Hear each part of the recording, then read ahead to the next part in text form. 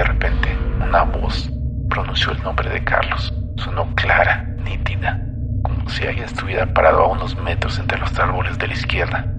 No era un grito, era un tono de conversación normal. Nos detuvimos en seco. Bienvenidos a Un Cuarto Sin Espejos, el espacio donde nos despojamos de las apariencias para mirar de frente aquello que habita en la oscuridad.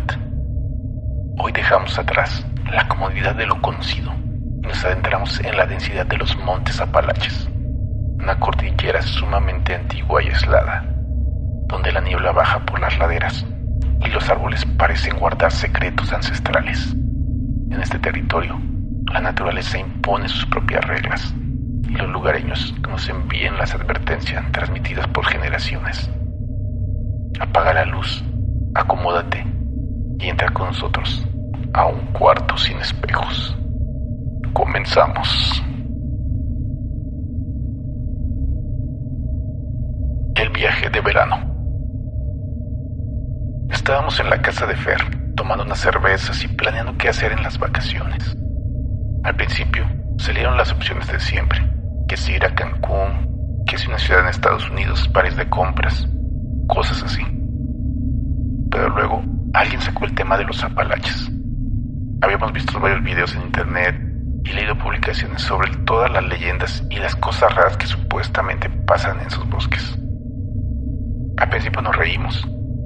Pensamos que eran puras tonterías para llamar la atención en redes sociales. Pero la idea se quedó ahí flotando. Al final, nos convencimos de que sería más interesante ir a acampar o rentar algo en medio de la naturaleza, en lugar de terminar en una playa llena de gente. Así que decidimos ir a los Apalaches. Éramos 4: Fer, Carlos, Luis y yo. Organizamos todo rápido. Compramos los boletos de avión, rentamos una cabaña de madera en una zona bastante aislada, metida en el bosque.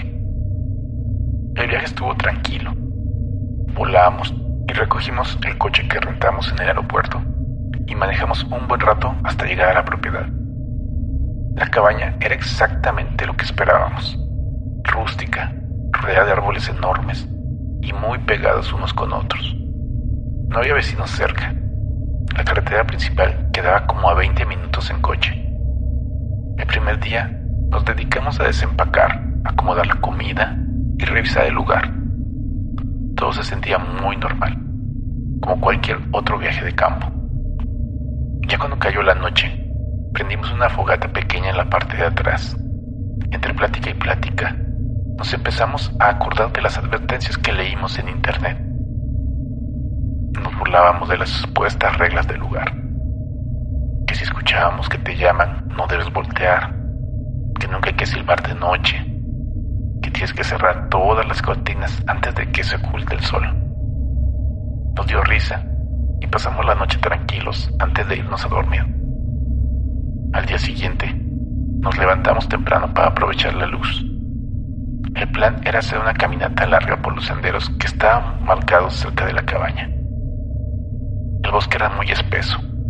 Los árboles eran tan altos que casi no dejaban pasar el sol directamente al suelo.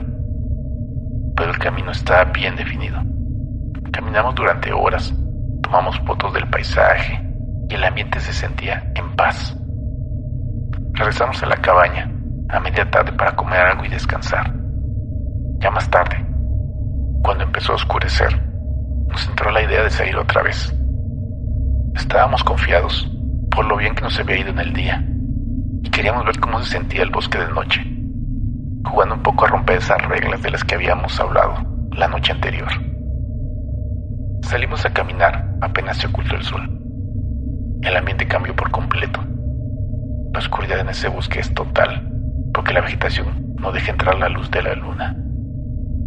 Llevábamos un par de linternas, pero apenas iluminaban unos metros adelante. El suelo estaba lleno de ramas secas y las hojas que tornaban a cada paso. Se escuchaban los ruidos normales del bosque, grillos y algunos animales moviéndose entre los arbustos lejanos. En un momento de silencio, Carlos, que quiso hacerse el gracioso, soltó un chiflido fuerte Nos reímos un poco por los nervios del eco que hizo entre los árboles. Nos quedamos parados esperando a que terminara de reírse, pero un par de minutos después escuchamos una respuesta. Fue un chiflido idéntico al de Carlos, en el mismo tono, pero venía desde una parte profunda de la oscuridad a nuestra derecha. En cuanto sonó, los ruidos de los grillos y del viento se detuvieron por completo. Nos quedamos helados, mirándonos unos a los otros sin decir nada. El ambiente se puso muy pesado. Caminamos de regreso hacia la cabaña a paso rápido. Durante el trayecto, volvimos a escuchar el chiflido 2 veces más, primero a la izquierda y luego detrás de nosotros, manteniendo la misma distancia fija, sin importar que nosotros estuviéramos avanzando rápido. Nadie corrió para no entrar en pánico. Pero en cuanto estábamos en la cabaña, le pusimos seguro a la puerta de inmediato. Tratamos de aliviar la tensión haciendo chistes, de que seguramente era otro turista jugando una broma. Pero nadie quiso sugerir dejar las cortinas abiertas esa noche. Las cerramos todas con cuidado. A la mañana siguiente, el ambiente seguía algo tenso. Fer y Luis dijeron que preferían quedarse en la cabaña a descansar, ver películas y no salir. Carlos y yo no queríamos perder el día encerrados, así que decidimos salir a caminar por la otra ruta en la tarde. Nos fuimos confiados con el mapa del lugar, pero el sendero estaba menos cuidado que el del primer día. Entre plática y plática, en las ramas caídas que tuvimos que esquivar, perdimos la noción del tiempo. Cuando nos dimos cuenta, el sol ya se estaba ocultando detrás de las montañas y la luz natural empezó a desaparecer muy rápido.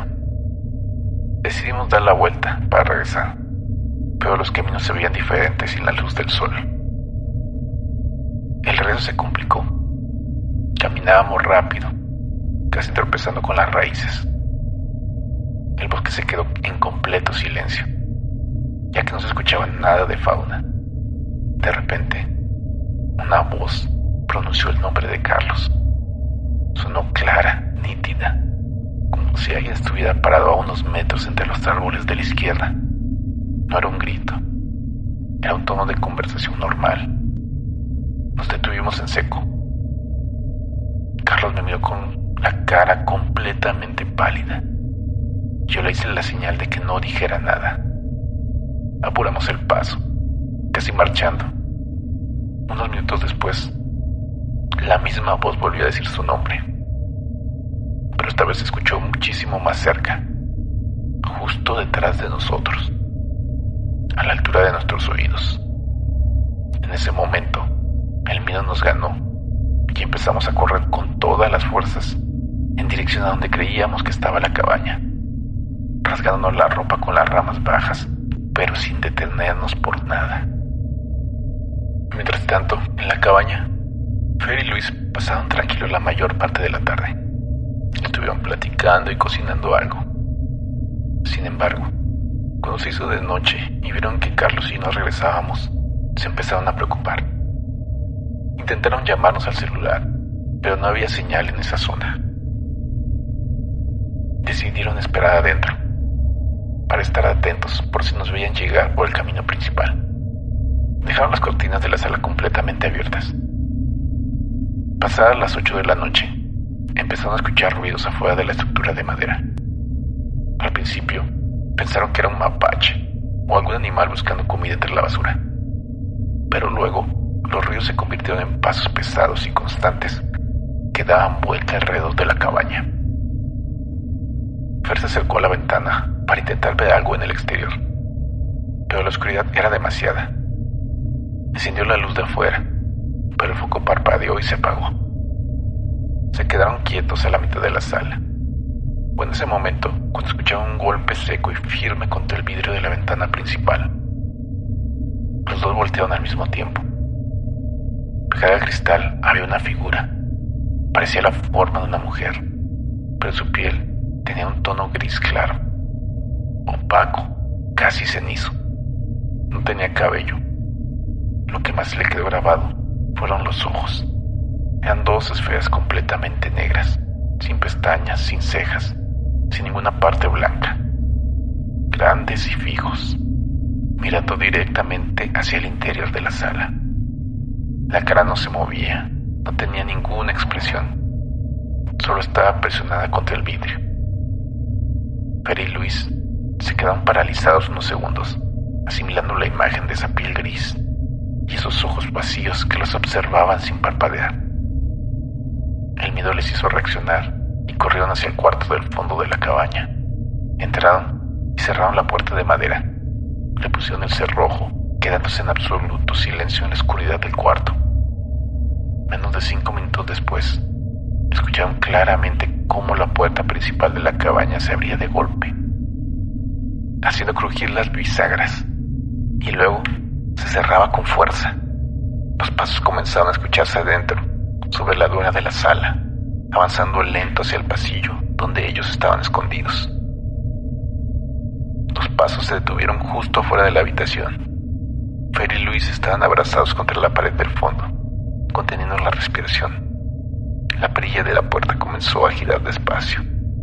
El cerrojo tronó y la puerta se abrió de golpe. Fer estuvo a punto de gritar, pero la linterna iluminó nuestras caras.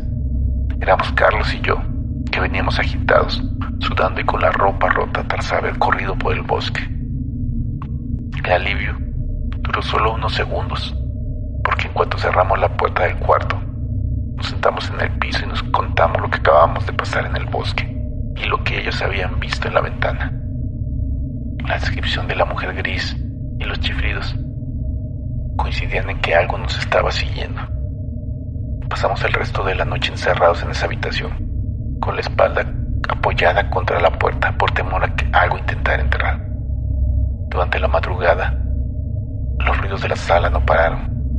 Escuchábamos cómo movían las sillas, cómo arrastraban los muebles del comedor y cómo daban golpes suaves en las paredes exteriores de la cabaña, rodeándonos todo el tiempo. Nadie durmió ni un solo minuto. Estuvimos atentos a cada crujido, esperando a que el sol saliera.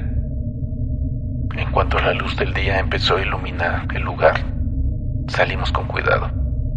La sala estaba revuelta, las cortinas seguían abiertas y la ventana tenía una marca en el vidrio. No limpiamos nada. Agarramos nuestras mochilas como estaban. Nos subimos al coche y nos fuimos de ahí. Ninguno de nosotros ha vuelto a hablar de acampar o de regresar a un tipo de lugares desde ese entonces. También no volveremos a reírnos de las cosas que cuentan en los montes Apalaches.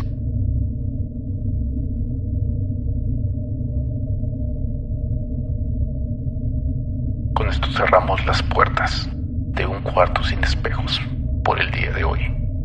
Dejamos atrás la densa niebla, los senderos olvidados y los secretos que resguardan los montes Apalaches. Pero la oscuridad y las preguntas permanecen flotando en el aire. Si te apasionan estas historias de misterio y folclore, no olvides suscribirte al canal, darle me gusta al video y activar la campana de notificaciones. Tu apoyo es fundamental para que sigamos explorando los rincones más profundos de lo inexplicable en cada episodio. La próxima vez que camines cerca de un bosque, que el viento sople demasiado fuerte o que la noche te encuentre en completo aislamiento, recuerda muy bien las reglas de la montaña y desconfía de los sonidos del silencio. Por ahora, puedes encender la luz y volver a mirar en el espejo, si te atreves. Hasta la próxima.